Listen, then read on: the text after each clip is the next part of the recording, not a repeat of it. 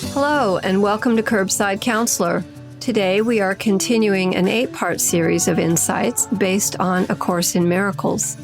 Our 7th episode, titled Forgiveness and Gratitude, explains how you will have various encounters each day, giving you opportunity for both forgiveness and gratitude. So let's get started.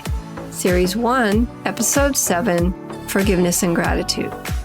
Okay. In our past episodes, we have talked about how your essence is a collection of ideas that reflect themselves in many forms. Your personality, being one of them, will reflect your ideas or beliefs. Your physical body also presents to the world a sculpture of your belief system.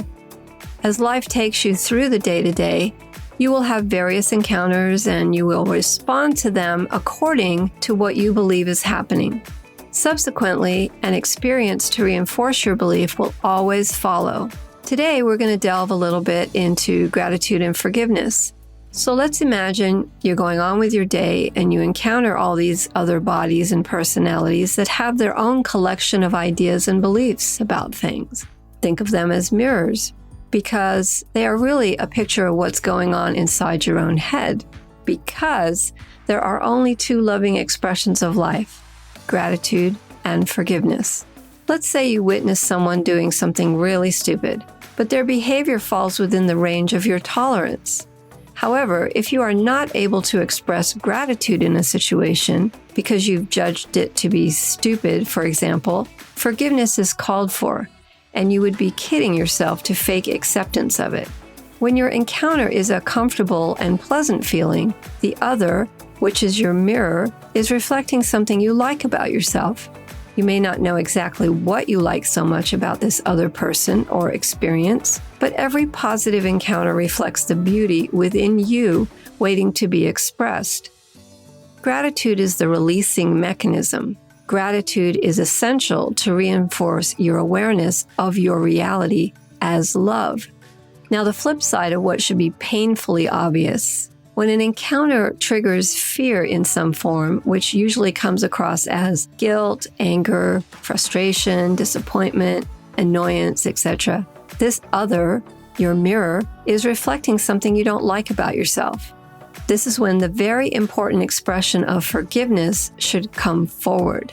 Forgiveness simply means to flip that negative thought to positive. Not easy to do in some circumstances, because to understand forgiveness, you have to look at these 3 elements. 1, forgiveness is difficult because it seems to require a loss or sacrifice. 2, the mind that holds on to the idea is not the mind that can let it go. And 3, forgiveness always results in a real benefit. Remember, your mind is full of thoughts and ideas that the world has taught you. Most of those ideas have become deep-seated beliefs and are mostly negative. Even those ideas that appear to be friendly or loving, as the world teaches, are substitutes for love. A substitute for love leads away from love towards its opposite, which is fear. So, again, let's examine those 3 points we just mentioned. First, it's always difficult to forgive because it seems to require a loss or sacrifice. The decision to forgive is always difficult. I mean, you're talking about giving up an idea, one that you've accepted or one that you have decided on yourself. It's something that's important to you, and you will defend it with all you've got. You are a collection of ideas. You see the world the way you do from your own created beliefs. To give it up would be saying that you are wrong. To forgive would mean you have to give up how you see the world now. But if you did give up one of your collections of ideas, it would cause you to see the world differently. Secondly, forgiveness always seems to represent a loss or sacrifice. If that person or experience that hurt you so much gets away with it without punishment, it would mean you lose and they win. When you say, "I can forgive, but I can never forget," it's as if somehow to lose the memory of it would be some great loss. Ask yourself if it's possible to imagine that the memory of that hurt can no longer hold any value for you. Forgiveness does not ask that you forget that something happened.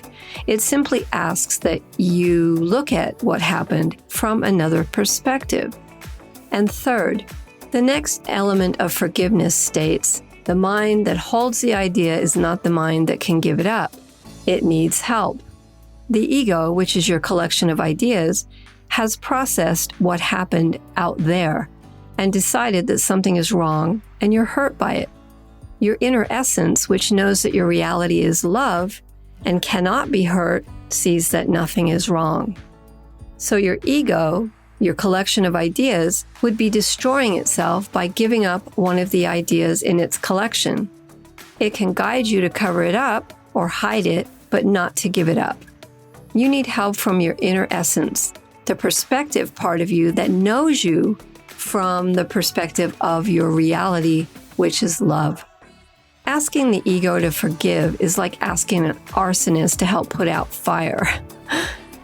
When you develop a grievance against someone or some experience, there is no way to know what negative belief, reflected from your repressed memory, will be released through forgiveness. There is no workable relationship, however, between a grievance and how its release will manifest in your life. In turn, you could never deal with the whole storehouse of negative beliefs at one time. That would be too overwhelming. So you are confronted only by those for which you are ready and able to deal with through forgiveness. Remember again, if you're not ready to deal with it, don't worry about it. You'll get another chance. And the mind that made up the grievance, the negative belief, cannot correct it. You must ask your inner essence to help you see it differently before a correct thought can be made about it. So keep in mind these points and ponder what we have spoken about here today in this podcast. I'll summarize some of the points for you. 1. The experience you manufacture reflects what you believe. 2. Remember, there is nothing wrong out there. 3. You cannot do it for yourself. Forgiveness comes only from your inner essence. And 4. A substitute for love leads away from love towards its opposite, which is fear. And lastly, be alert for the blessings that occur in your life as opportunities for gratitude. So ponder what we have spoken about today the next time you have the opportunity to forgive something. As always, you can listen anytime you need to. So until next week, thanks for listening to Curbside Counselor. Keep listening and keep an open heart.